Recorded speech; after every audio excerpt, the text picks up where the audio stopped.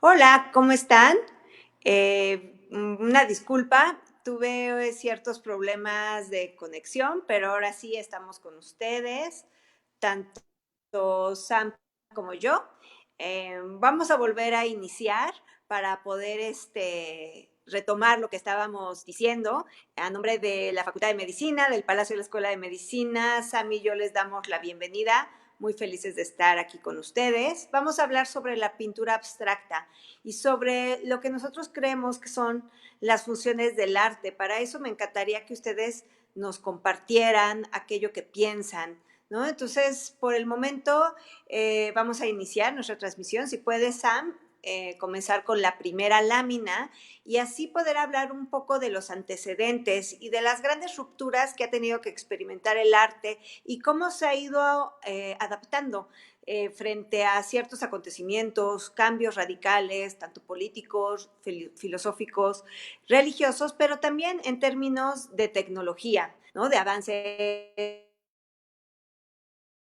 científicos. Y para eso quisiera retomar la irrupción de la fotografía, aquella que logró desbancar como el único medio representar la realidad visual, para representar a la figura humana en un entorno, ¿no? Y para que de manera visual se pudiera narrar. Si bien estaba los grabados que cada vez iban avanzando, ¿no? En cuanto a la tecnología, seguía siendo la pintura la gran pionera. Con la irrupción, con la llegada de la fotografía, la pintura tiene que adaptarse. En algunos casos van a tener que manifestarse en contra y van a pretender que siguen siendo la hegemonía para representar la instantaneidad, el momento, los colores. Eso lo van a hacer los impresionistas. Posteriormente, el postimpresionismo se va a refugiar mucho más en el mundo sensible, en aquello que quieren expresar, ¿no? Entonces entienden la naturaleza, la representación de la naturaleza en torno a las emociones, a las pasiones, y de ahí que renuncien a la paleta real, ¿no? Y empiecen a trabajar una paleta mucho más emotiva. Siguiente, Sam, por favor. Si bien la pintura abstracta, aquella que carece de figuras y que por lo tanto también renuncia al tradicional interés del arte, que era narrar, que era contar historias, eh, pues normalmente se cree que fue Vasily Kandinsky, de los primeros artistas, el que están viendo ahorita en pantalla, el padre de la pintura abstracta. Sin embargo, nosotros, si revisáramos las manifestaciones plásticas desde la antigüedad, podemos encontrar periodos geométricos, aquellos que renuncian a la idea de la representación, a la idea de la figuración. Pero si bien como de manera consciente, plasmando una nueva búsqueda que lo aleje, que marque una ruptura de la tradición, se puede entender no solo a Vasily Kandinsky, sino a muchos otros artistas que empezaron a encontrar esta beta, que se desligaron, ¿no? De una función narrativa del arte y que de alguna manera fueron planteando un lado más emocional. Todavía en Kandinsky podemos observar que existen muchas figuras todavía que podemos interpretar. En este caso son como abstracciones de paisajes. Dice la leyenda que un día entrando a su estudio, el sol brillaba sobre un paisaje que estaba haciendo de tal manera que solo destacaba sus cualidades geométricas y que de ahí podría haber, como él encontrado, ¿no? La pintura más pura, aquella que no depende del objeto. Otra pasión que tiene Vasily Kandinsky va a ser la música. Entonces él va a tratar de representar, siguiente Sam, por favor, a través de sus pinturas, un intento de una música visual, ¿no? Que se pueda vincular con los sonidos, que tenga que ver con este aspecto mucho más efímero, intangible, y con eso, al fin y al cabo, aspirar hacia la universalidad. Otro aspecto brillante y muy profundo de Kandinsky es vincular los colores con los estados del ánimo. Al principio del siglo XX él escribe de lo espiritual en el arte, en donde deja ver esta postura y en donde dota a cada uno de los colores un valor simbólico. Eso lo va a hacer también igualmente su compañero del expresionismo perteneciente al Jinete Azul, que inclusive ya tuvimos una sesión dedicada a ellos dos, Franz Marc, ¿no? En donde dotarán de valores simbólicos a los colores y de ahí que puedan hacer estas composiciones en donde al observarlo, al contemplarlo, el espectador pueda ponerse en sintonía en cuanto al estado de ánimo, como vemos en esta magnífica obra, en donde, pues sí, prácticamente renuncia a la figuración, ¿no? En donde empieza a vincularlo mucho más con el dinamismo y la armonía musical. Siguiente, Sam, porfa. Así empieza el trayecto, cada vez más abstrayéndose, cada vez en donde predomina aún más con fuerza la dimensión geométrica, que es como otra manera de aspirar hacia la universalidad, hacia la contemplación y el goce de una imagen que no depende de tu conocimiento, que no depende de tu bagaje, ¿no? Que meramente se debe de entregar frente a la contemplación, ¿no? Y donde cualquier persona, independientemente de la edad y del lugar el que venga, podrá destacar este aspecto, ¿no? Este aspecto visual, formal y, ¿por qué no, ornamental, pero con un principio simbólico. Siguiente, Sam. Es así como poco a poco los distintos artistas de aquel momento empiezan a renunciar, ¿no? Al naturalismo en el arte, muchos de ellos, como puede ser también el surrealismo.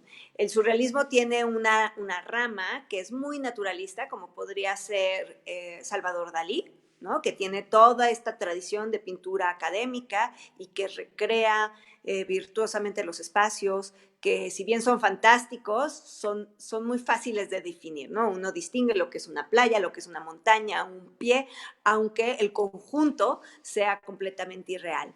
Joan Miró es uno de los artistas pertenecientes al surrealismo que va a incursionar por otro mundo, ¿no? Por el mundo de lo abstracto. Todavía en esta figura, en esta imagen que tenemos, que inclusive resulta un tanto alucinante, nos recuerda ciertos elementos como organelos, como estos aspectos como híbridos entre una dimensión geométrica y otra orgánica que nos recuerda a la vida, quizá a la observación, ¿por qué no? A través del mundo microscópico, a través del microscopio, y que para él, la manera de representar esto decía que era producto de las alucinaciones que le causaba el hambre, ¿no? Y el hambre, la ausencia de comida, hacía volar su imaginación, divagar, y que él, una vez que cobraba fuerza y medianamente lucidez, podía plasmarlo en este tipo de representaciones que para hoy en día nos resultan muy alegres, muy dinámicas, vibrantes, ¿no? En cuanto al colorido, pero quizá estaban fuertemente vinculados con la precariedad, con la hambruna que se estaba llevando en Europa al principio del siglo XX. Siguiente, Sam, por favor. Y entonces podríamos pensar qué es el mundo de la música, qué son los avances científicos, qué es justo también, ¿por qué no?, el hambre, ¿no? Aquel fenómeno suficientemente fuerte para causar alucinaciones, para desprendernos de la realidad lógica. Y dice el propio Joan Miró en esta obra: intenté plasmar las alucinaciones que me producía el hambre que estaba yo pasando. No es que pintara lo que veía en los sueños, como la mayoría de los otros compañeros surrealistas lo realizaban, especialmente Breton, sino que podía pintar por aquello que yo observaba a través del tránsito, ¿no? De la hambruna, de la ausencia de alimento. Eso es lo que refleja Joan Miró en esta imagen fantástica, en donde vemos elementos musicales, en donde vemos organelos, ¿no? Como similares a esta observación del microscopio, seres fantásticos, figuras geométricas que coexisten en un espacio irreal. Siguiente, Sam. Así, al mismo tiempo, de manera paralela, empieza a surgir con mucha fuerza un movimiento mucho más abstracto, mucho más purista, metódico y sistemático que se conoce como de Stil.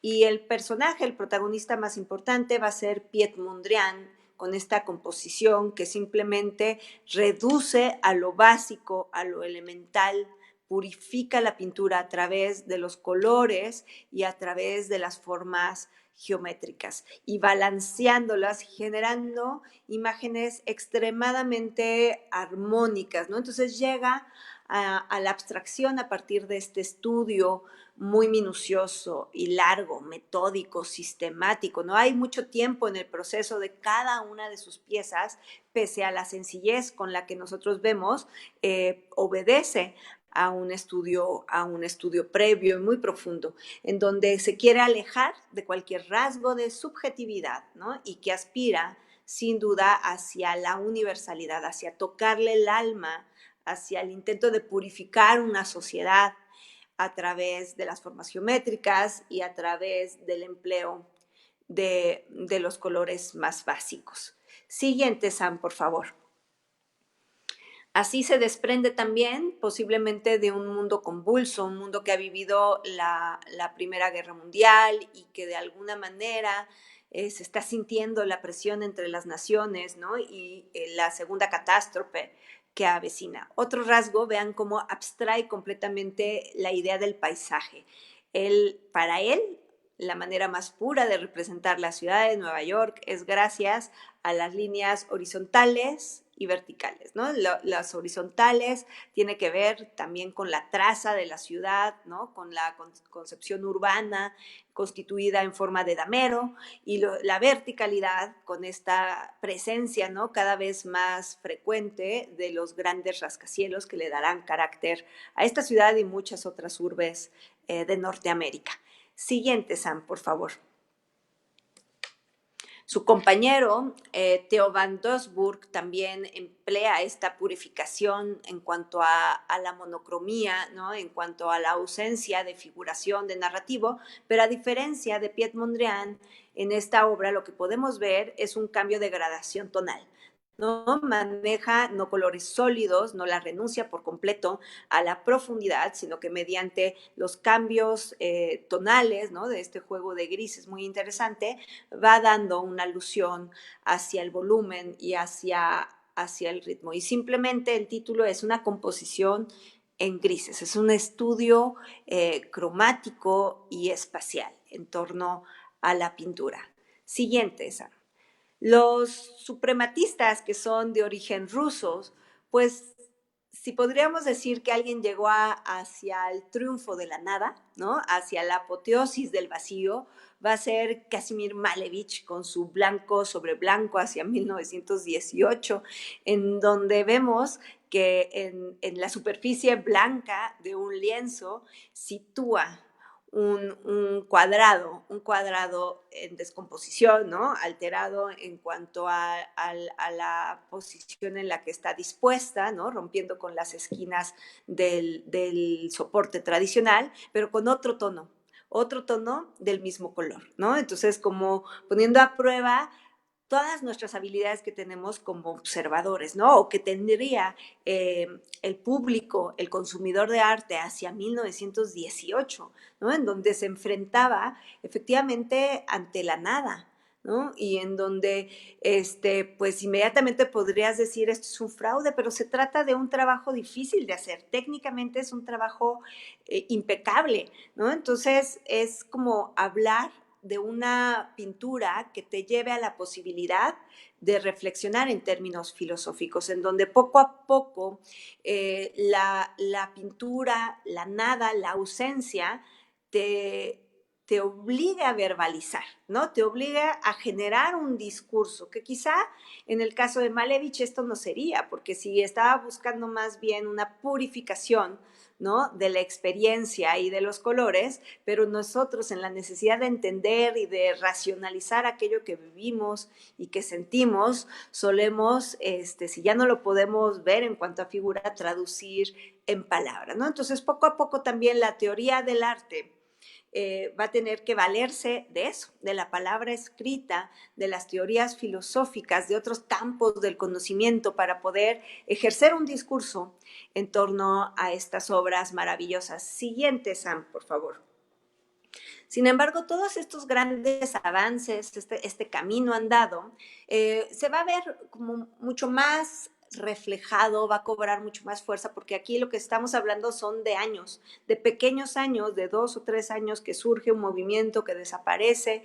El expresionismo abstracto, que se cree que es la primera vanguardia propiamente norteamericana, contra todo pronóstico de aquel momento, subsiste 15 años, que era muchísimo, ¿no? Y que yo creo que sigue siendo con el ritmo que está tomando el arte, pero al fin y al cabo, Estados Unidos, Nueva York en específico, cuando recibe al arte o recibe como la batuta de ser la meca del arte, ya que Europa se encuentra envuelto en la Segunda Guerra Mundial, de alguna manera le da abrigo, ¿no?, a todos los artistas que se refugian en este territorio, pero ellos están obligados a crear una propia vanguardia, ¿no?, endémica. ¿Para qué? Para de esa manera garantizar su permanencia dentro de la Meca una vez que la guerra pase, que no vuelva a migrar, ¿no?, hacia Europa y que tenga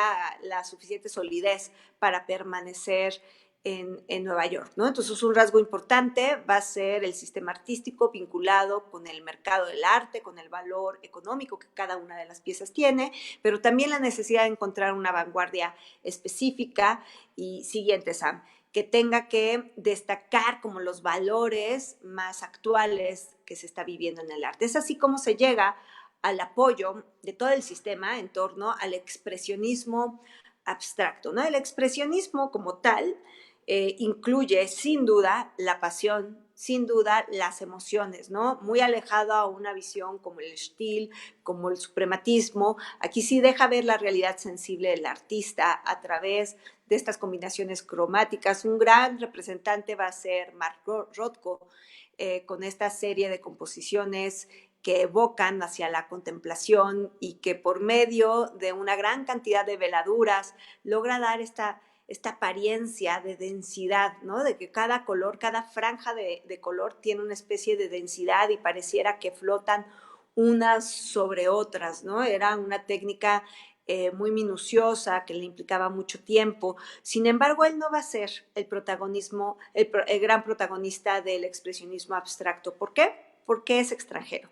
Y Estados Unidos, Norteamérica, necesita a un artista digno de su tierra. Siguiente, Sam. ¿Qué mejor que efectivamente el hijo de migrantes, pero ya nacido en Norteamérica y que trabaje esta técnica de manera radical, como nunca antes se había visto? Se trata de Jackson Pollock, el que si bien en su formación inicia experimentando con la pintura surrealista, llega a esta técnica en donde se le conoce como action painting, ¿no? En donde el dinamismo, él está moviéndose mientras pinta, el pincel jamás toca el lienzo, ¿no? Solo deja gotear la pintura, y la labor que tiene Jackson Pollock mediante esta especie de danza es generar un balance y una proporción en cuanto a los tonos, en cuanto a las finas capas, en cuanto al grosor de las gotas, ¿no? Y es así como empieza a hacer